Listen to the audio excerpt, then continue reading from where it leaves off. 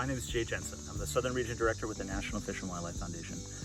I hope everyone is doing well and staying healthy in these challenging times. So, as many of you know, this is the time of year in September when we usually get together to celebrate the Forestland Stewards partnership between the National Fish and Wildlife Foundation, NFWF, and International Paper. This Stakeholder Forum, we were not able to hold this year. We had to cancel the event like so many others. But in lieu of that, we decided to put together this video to help showcase a little bit of the good work that's going on. So we reached out to the grantees, our partners, asked you to submit some stories. We're going to show you those here in just a little bit. The Forestland Stewards Partnership started in 2013, focused on helping to restore native forests, bolster fish and wildlife populations, to protect watersheds, and to keep working forests working. At that time, we focused on 4 different geographies: the coastal Carolinas, both north and south, the Cumberland Plateau region, parts of Kentucky, Tennessee, and Alabama, the Piney Wood region of East Texas and western Louisiana, and last but not least, the lower Mississippi alluvial valley, stretching from the tip of Illinois down to the mouth of Mississippi and Louisiana. Over that time period, NFWF and International Paper have invested over $25 million. Combining that with a match that partners and grantees have brought to the table of over $73 million, we have delivered almost $100 million in conservation impact. So much good is happening out there. Let me say thank you. We appreciate all the work that you all have done. Stay safe, be careful.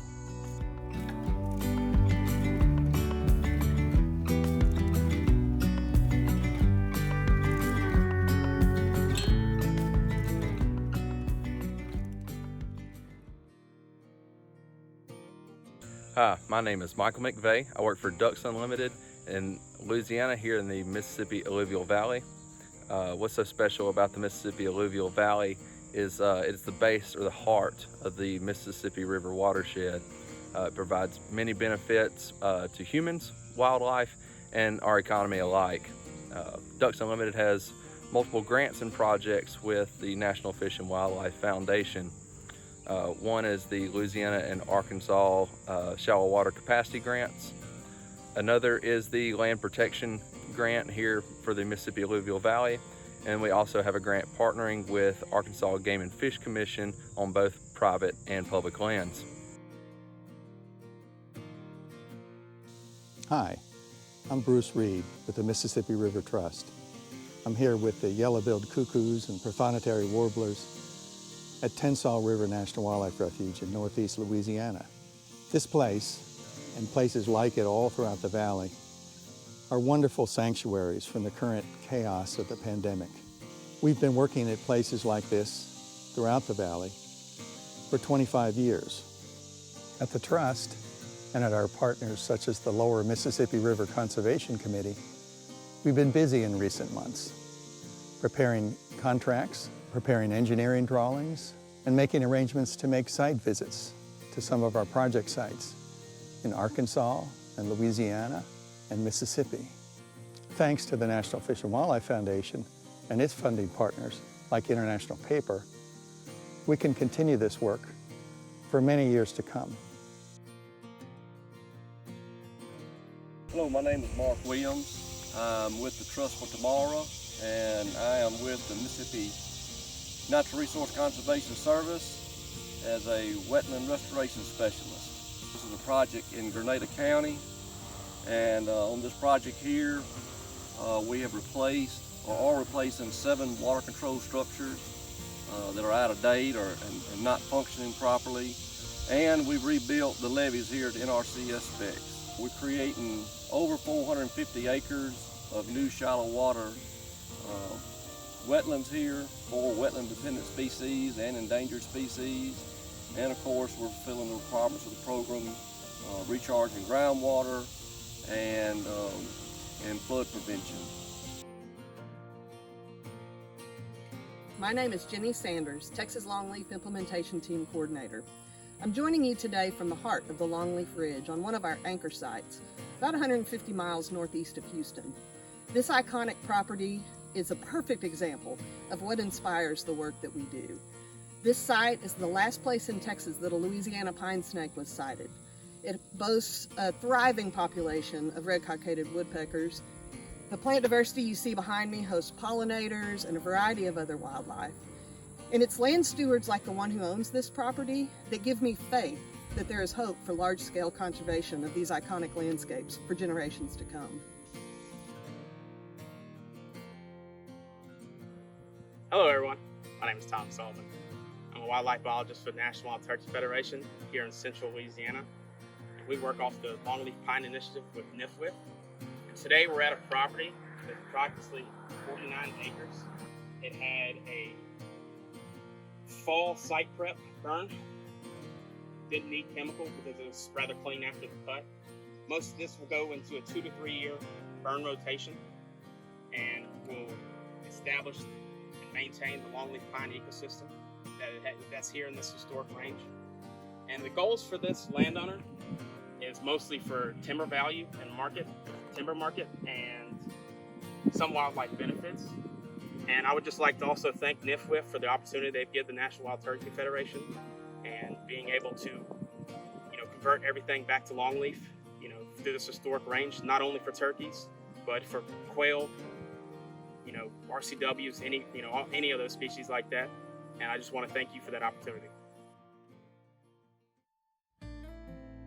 Hi, I'm Dana Baxley with the Kentucky chapter of the Nature Conservancy, and we are working on the largest river restoration project in Kentucky's history.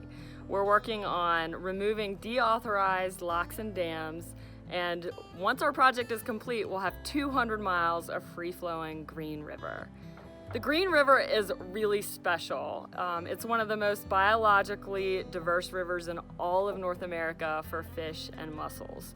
There are over 150 fish species, over 70 mussel species, and it's home to really cool endemics like the Kentucky cave shrimp that occur nowhere else in the world. So I'm inspired by the vision and the dedication of the partners and the funders that have stuck with this project and really dealt with all kinds of feasibility and complications and funding issues for 20 years to result in 200 miles of free-flowing river.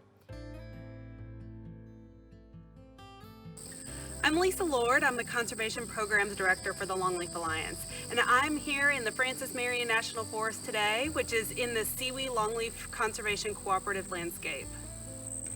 So the Longleaf Alliance has several programs funded through the Forestland Stewards Program. We help provide outreach for the Seawee Longleaf Conservation Cooperative. We have a private lands red-cockaded woodpecker translocation program, and then we also do several programs in the South Lowcountry Ace Basin landscape. So what really makes all the good work possible in the seawee and solo waste landscapes is partnerships. So through our collaboration and cooperation, we're able to pool our resources and really make things happen. So one of the things that inspires me the most in the seawee and solo waste landscapes is working with private landowners. So through the resources and grant programs that we have, we are able to provide them technical assistance and financial assistance and watch them enhance their longleaf habitat. And that investment multiplies throughout the entire landscape. Hello, my name is Jake Comer. I am a Farm Bill wildlife biologist working for Quail Forever in the southeastern portion of North Carolina. Here in the southeastern portion of North Carolina, we have the longleaf pine ecosystem, which you can see behind me, some longleaf pine trees. Primarily, I help landowners with the management recommendations to improve habitat on their property. Although the habitat on their property doesn't necessarily have to be longleaf pine, I do work primarily with landowners looking to improve upland habitat for quail, turkey, red-cockaded woodpeckers, songbirds, and even pollinators. I do this by providing the written management recommendations and also assisting with financial assistance through the Natural Resource Conservation Service. What inspires me the most about the work that I do is seeing landowners who are very passionate about their land and the habitat that they create on their land, and seeing their habitat change and their goals and objectives being met as they continue to follow management recommendations and plans. Hi, my name is Deb Maurer. I'm the Program Director for the southeast part of North Carolina for the Nature Conservancy. For the last 8 years, the Nature Conservancy has worked with 3 local implementation teams, the Cape Fear Arch, the Onslow Bight, and the Sandhills Partnerships, to help increase capacity and expand our impact on longleaf restoration. NFWF funding has been a tremendous support for our work in all of these partnership areas. Not only has it helped the Nature Conservancy increase the acreage of longleaf tree planting, wiregrass planting, prescribed burning, it has also significantly impacted partners such as NC State Parks, NC Wildlife Resource Commission, U.S. Forest Service, and other land trusts such as the Coastal Land Trust, and even Sandhills Prescribed Burn Association. All of these partners, as well as TNC, could not do the work we've done without NFWF's support. Tom Dooley with the Nature Conservancy of South Carolina, Director of Forest Conservation, here at our Driftwood Preserve in Allendale, South Carolina, along the coast of South Carolina, just north of Charleston. We're standing in a timber stand on our property that's a mixed loblolly longleaf pine stand. This stand originated post-Hurricane Hugo, so it's approximately 30 years old or so. And it was really choked off when we first took ownership of the property with loblolly pine. The funds provided by the National Fish and Wildlife Foundation directly affect our work here in the stand through supporting our prescribed fire operations. So without the support of NFWF in putting fire on the ground, this stand would not look like it does, and it would not continue to be driven towards more of a longleaf pine dominant stand. Hi, I'm Sophie Beckham. I'm the Chief Sustainability Officer for International Paper. First of all, I want to say thank you to everyone who chose to share your stories this year. We are so excited about the amazing conservation and restoration work that's happening around the South, from the coastal plains of North Carolina to the piney woods of Texas. These projects are just a few of many that are contributing to the improvement of more than 600,000 acres of forests and 500 miles of stream habitat. Your efforts are also engaging more than 18,000 private landowners to implement forest stewardship practices. International Paper is proud to invest in these projects that are producing such meaningful outcomes for our country's forests and all that implies, from carbon sequestration to water quality, wildlife habitat, and contributions to local economies. As you know, IP is one of the world's largest producers of fiber-based packaging, pulp, and paper. And because of that, our entire business depends on the sustainability of forests. But sustainable forestry doesn't just happen in the working forests from which we source our fiber. Through our Vision 2030 goal of healthy and abundant forests, we're working to conserve biodiversity and the health of all forest land, including those that are not used to make fiber-based products. We recognize that we're most effective when we can work together. Collaborations such as our Forestland Stewards Partnership with National Fish and Wildlife Foundation are enabling IP to help build a better future for people and planet. And together, thanks to the financial and technical support of numerous funding partners and project partners like you, we are building a